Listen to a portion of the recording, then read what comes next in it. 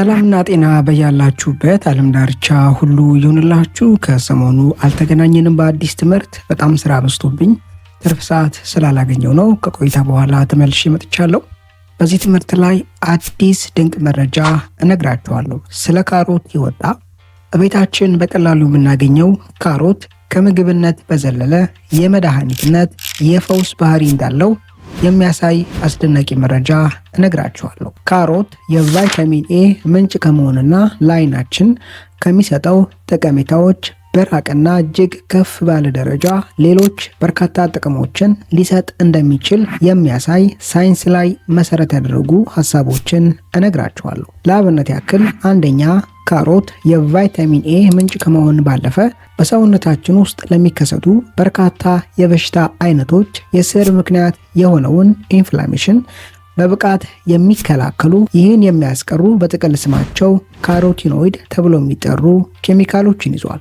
በውስጡ ከያዛቸው የካሮቲኖይድ ኬሚካል አይነቶች መካከል ቤታ ካሮቲን፣ አልፋ ካሮቲንና ሉቲን ይጠቀሳሉ። ብዙዎቻችን የምናውቀው ካሮት የቤታ ካሮቲን ምንጭ እንደሆነ፣ ይህ ማለት ሰውነታችን ቤታ ካሮቲን ተብሎ የሚጠራውን ካሮት ውስጥ የሚገኘውን ይህን ኬሚካል ወደ ቫይታሚን ኤ በመቀየር የቫይታሚን ኤ ምንጭ እንደሆነ ነው። ከዛ ባለፈ ግን ሌሎች ድንቅ ጥቅሞችን ለሰውነታችን የመስጠት አቅምም አለው። ሌላው ካሮት በውስጡ ሞልቢዲነም ተብሎ የሚጠራውን በጣም ጥቂት እጽዋቶች ውስጥ ብቻ የሚገኘውን የሚነራል የኤሌመንት አይነት ይዘዋል። ይህን መያዙ ምንድነው የሚሰጠን ጥቅም የምንመለከተው ይሆናል። በጥሞና ካዳመጣችሁኝ እቤታችሁ ባለው ካሮት እንዴት ጤናችሁን መጠበቅ፣ ፈውስን ማግኘት እንደምትችሉ የሚያሳዩ መረጃዎችን እነግራችኋለሁ። ከብዙ አክብሮትና ትህትና ጋር ይህን ትምህርት ወደ እናንተ ይዤ ስመጣ በርካታ ሰዓታትን በጅቼ ለእናንተ በሚጠቅም መንገድና ሁኔታ አዘጋጅቼ ነውና ላይክ ማድረጋችሁን አትዘንጉ። ትምህርቱን ለሌሎች ሰዎችም አጋሯቸው፣ ሼር አድርጉላቸው፣ ይጠቀሙበታል። ለቻናሌ አዲስ የሆናችሁ ሰዎች ዶክተር ዳን ይባላለሁ። ቻናሌን ሰብስክራይብ በማድረግ ከጎን ያለውን የደውል ምልክት አንድ በመጫን በመለቃቸው ትምህርቶች የራሱንና የቤተሰቡን ጤና ይጠብቁ። አንደኛ፣ ካሮት የሚከተሉትን 3 የካሮቲኖይድ አይነቶች መያዙ በሰውነታችን ውስጥ ለሚከሰቱ በሽታዎች ካንሰርን ጨምሮ የመጋለጥ ዕድልን በላቀ ደረጃ ያወርዳል፣ ይቀንሳል። በውስጡ የያዛቸው የካሮቲኖይድ አይነቶች ከላይ ጠቀስኩላችሁ ቤታ ካሮቲን፣ አልፋ ካሮቲን እና ሉቲን ተብለው የሚጠሩ ናቸው። እነዚህ 3ቱ የካሮቲኖይድ አይነቶች የላቀ የአንቲኦክሲዳንትነት ባህሪ አላቸው። ይህ ምን ማለት ነው? አንድ ኬሚካል ወይም ቫይታሚን የአንቲኦክሲዳንትነት ባህሪ አለው ማለት ሰውነታችን ውስጥ በተለያየ አጋጣሚ ሰውነታችን በሚያካሂዳቸው ጤናማ ስርዓቶች፣ ጤናማ ካልሆነ አመጋገብና በሌሎች አጋጣሚዎች የሚመሰረቱ ፍሪ ራዲካል ተብሎ የሚጠሩ ROS ተብሎ የሚጠሩ ለጤናችን አስጊ የሆኑ አደገኛ ሰውነታችን ውስጥ ያሉ ህዋሳት ኦርጋኖችን ሳይቀር የሚጎዱ እብጠትና ጤናማ ያልሆኑ ኬሚካላዊ ስርዓቶችን የሚያስከትሉ እነዚህን ኬሚካሎች አሳደው የማምከን ሰውነታችን ላይ ጉዳት ሊያደርሱ ወደማይችሉ የሞለኪውል አይነቶች የመቀየር አቅም አላቸው ማለት ነው። አንድ ኬሚካል የአንቲኦክሲዳንትነት ባህሪ ያለው ማለት አንድ ሰው በውስጡ በቂና ጤናማ የሆነ የአንቲኦክሲዳንት ኬሚካሎች ክምችት ካለው የትኛውም አይነት በሽታ የመጋለጥ ዕድሉን እስከ 98% ሊያወርድ ሊቀንስ ይችላል። ሌሎች ያለው የአኗኗር ዘይቤዎችና ሁኔታዎች ተጨምረው ማለት ነው። ካሮት እነዚህን የአንቲኦክሲዳንትነት ባህሪ ያላቸውን ኬሚካሎች መያዙ በዋነኝነት ለሚከተሉት 3 የካንሰር አይነቶች የመጋለጥ ዕድልን በከፍተኛ ደረጃ ይቀንሳል።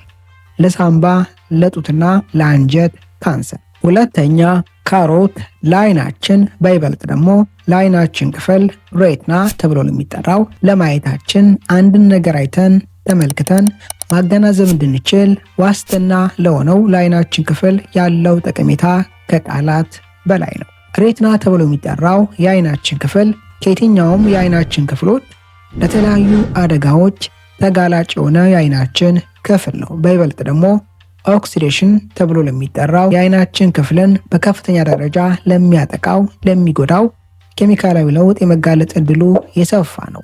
የአይነት ስርዓት ይህ የአይናችን ክፍል ላይ እንዳይከሰት ካሮት በላቀ አቅምና ብቃት ይከላከላል። ለዚህ ዋነኛ ምክንያቱ ሉቲንና አልፋ ካሮቲን ተብሎ የሚጠሩ የካሮቲኖይድ ቤተሰብ የሆኑ ኬሚካሎችን መያዙ ነው። እነዚህ ኬሚካሎች የአይናችን ህዋሳት ክፍሎች ውስጥ በተለያየ አጋጣሚና ሁኔታ የሚገቡና ሊፈጠሩ የሚችሉ ራዲካል ተብሎ የሚጠሩ ROS የሚል ቅጽል ስም ያላቸውን ጎጂ ኬሚካሎች፣ ኤሌክትሮን የጎደላቸው ያልተረጋጉ እጅግ አደገኛ የሆኑ ኬሚካሎችን ለእነዚህ ኬሚካሎች የጎደላቸውን ኤሌክትሮን በማበደር በመስጠት የማረጋጋትና ጉዳት ማድረስ ወደማይችሉ የሞለኪውል አይነት የኦክሲጅን ሞለኪውል አይነት የመቀየር ስራን በመስራት ሬቲና ተብሎ የሚጠራው የአይናችን ክፍል ጤንነት በላቀ ደረጃ ይጠብቃሉ፣ ያሻሽላሉ። በሰውነታቸው ውስጥ በይበልጥ ደግሞ አንጎልና የአይን ክፍሎቻቸው ውስጥ ከፍተኛ የሆነ የአልፋ ካሮቲንና የሉቲን ኬሚካሎች ክምችት ያላቸው ሰዎች እድሜያቸው ሄደው እንኳን አይናቸው ላይ ለሚከሰቱ የተለያዩ በሽታዎች የመጋለጥ ዕድላቸው በእጅጉ የቀነሰ የወረደ ነው። ሶስተኛ፣ ካሮት የጉበታችንና የልባችንን ጤንነት ይጠብቃል፣ ያሻሽላል። በዋነኝነት ይህን ተግባር የሚሰራው በሚከተሉት ሁለት መንገዶች ነው። አንደኛ፣ የልባችንን ጤንነት የሚያቃውሱ ስሞል ደንስ ተብሎ የሚጠሩ ኮሌስትሮሎች፣ እነዚህ ኮሌስትሮሎች በደም ቧንቧ ውስጥ የመመስረት ዕድላቸውን በማቋረጥ በመከላከል ነው። ይህን ተግባር ደግሞ የሚያከናውኑት ራዲካል ተብሎ የሚጠሩ ይህን ስርዓት የሚያከናውኑ ኬሚካሎችን በማምከንና ከሰውነታችን ውስጥ በማስወገድ ነው። ከዚህ በፊት በተደጋጋሚ እንደነገርኳችሁ LDL ተብሎ የሚጠራው የኮሌስትሮል አይነት በራሱ ጎጂ አይደለም ብያቸዋለሁ። LDL ኮሌስትሮልን ሰውነታችን በደም ቧንቧ ውስጥ የሚኖረውን ስርጭት የሚቆጣጠርበት የራሱ ጤናማ የሆነ ስርዓት አለው ብያቸዋለሁ። ነገር ግን እነዚህ LDL ተብሎ የሚጠሩ ኮሌስትሮሎች ለኦክሲዴሽን ከተጋለጡ ስሞል ደንስ ተብሎ ወደሚጠራ ጤናማ ወዳልሆኑ የኮሌስትሮል አይነቶች ይቀየራሉ። ሰውነታችን እነዚህን ስሞል ደንስ ሲሆኑ ኮሌስትሮሎች የሚቆጣጠርበት አቅምም መንገድም መካኒዝምም የለውም። በዚህ ወቅት እነዚህ ኮሌስትሮሎች በደም ቧንቧ ውስጥ ከመጠን በላይ ያለምንም ቁጥጥርና በነፃነት በመከማቸት በመጋገር ወደ ልባችን ወደ አንጎላችን የሚኖረውን የደም ዝውውር በመክታትና በማቋረጥ የአንጎላችንንም የልባችንም ጤንነት ይጎዳሉ፣ ያቃውሳሉ። ይህ አይነት ስርዓት እንዳይከናወን የመከላከል ከፍተኛ አቅምና ብቃት አለው ካሮት በውስጡ የአንቲኦክሲዳንትነት ባህሪ ያላቸውን ኬሚካሎች መያዙ። ሁለተኛው የጉበታችንን ጤንነት የሚያሻሽለው ጉበታችን ላይ ኢንፍላሜሽን የጉበታችንን ሴሎች ሊጎዱ የሚችሉ ስርዓቶች እንዲቀሰቀሱ መልእክትን የሚያሰራጩ ኤንዛይሞች መመረትና መሰራጨትን በመቆጣጠር በመክታት ነው። አራተኛውና የመጨረሻው የካሮት ጥቅም ለታይፕ 2 ስኳር በሽታ የመጋለጥ ዕድልን በከፍተኛ ደረጃ ያወርዳል። ይህ ስርዓት የሚያከናውንበት ዋነኛው መንገድ ሰውነታችን በኢንሱሊን ሆርሞን አማካኝነት በደማችን ውስጥ የሚኖረውን ስኳር ግልኮስ የሚቆጣጠርበትን ስርዓት በማነቃቃት በማበረታታት ነው። ጉበታችንና ጡንቻ ጋር ያሉ ህዋሳቶች ኢንሱሊን ሆርሞን ይዞ የሚመጣውን መልእክት ተቀብለው ሰምተው በአፋጣኝ ግብረ መልስ እንዲሰጡ በማድረግ በደማችን ውስጥ የሚሰራጨውን ግሉኮስ ስኳር በብቃት መቆጣጠር እንድንችል ያደርጋል። ሌላው የአይረን እጥረት ያለባቸው ሰዎች አይረንን በሰፕሊመንት መልክ ሊሆን ይችላል ወይም በምግብ መልክ ስትወስዱ ካሮትን አያይዛችሁ ብትጠቀሙ መልካም ነው። ለዚህ ዋነኛ ምክንያቱ ከላይ መጀመሪያ ሲጀምርላችሁ ቪዲዮውን ካሮት በውስጡ ጥቂት እጽዋቶች ውስጥ የሚገኘውን ሞልቢዲኒየም ተብሎ የሚጠራውን የኢለመንት የሚኒራል አይነት ይዟል ብያቸዋለሁ። ይህ ሚኒራል ሰውነታችን አይረንን ከምንመገባቸው ምግቦች አሊያም በሰፕሊመንት መልክ ስንወስድ ወስዶ በትንሿ አንጀት አማካኝነት ሜታቦላይዝ አድርጎ በሚገባው መጠን ማስቀረት አብዞርብ ማድረግ እንዲችል የሚረዳ የኤሌመንት አይነት ነው። ይህን ኤሌመንት ሚኒራል ካሮት መያዙ አይረንን ሰውነታችን በሚፈልገው መጠን መጠቀም ሜታቦላይዝ ማድረግ እንዲችል ያግዛል።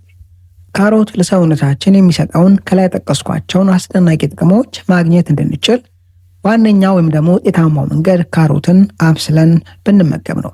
ካሮትን አብስለን ስንመገብ ካሮት ውስጥ ያሉ እነዚህን ኬሚካሎች፣ ንጥረ ነገሮች ባዮ አቬይላቢሊቲ ከፍ በማድረግ ይህ ማለት ሰውነታችን እነዚህን ሚኔራሎች፣ ኬሚካሎች ከካሮት ውስጥ ወስዶ በተለያዩ ኢንዛይሞች፣ አሲዶች አማካኝነት ፈጭቶ በትንሹ አንጀት አማካኝነት የሚያስቀርበትን በመቀጠል የሚጠቀምበትን ስርዓት ከፍ ስለሚያደርግ ስለሚጨምር ነው። ካሮትን አብስለን ብንመገብ መልካምና ጤናማ ነው። በዛሬ ትምህርታችን ላይ ጠቃሚ ሀሳቦችን፣ ምክሮችን እንዳገኛችሁበት ተስፋ አድርጋለሁ። በቀጣይ በአስተማሪ ቪዲዮ እስከምንገናኝ መልካም ጊዜ ይሁንላችሁ። ይህን ትምህርት ለሌሎች ማጋራታችሁን አትዘንጉ ባይ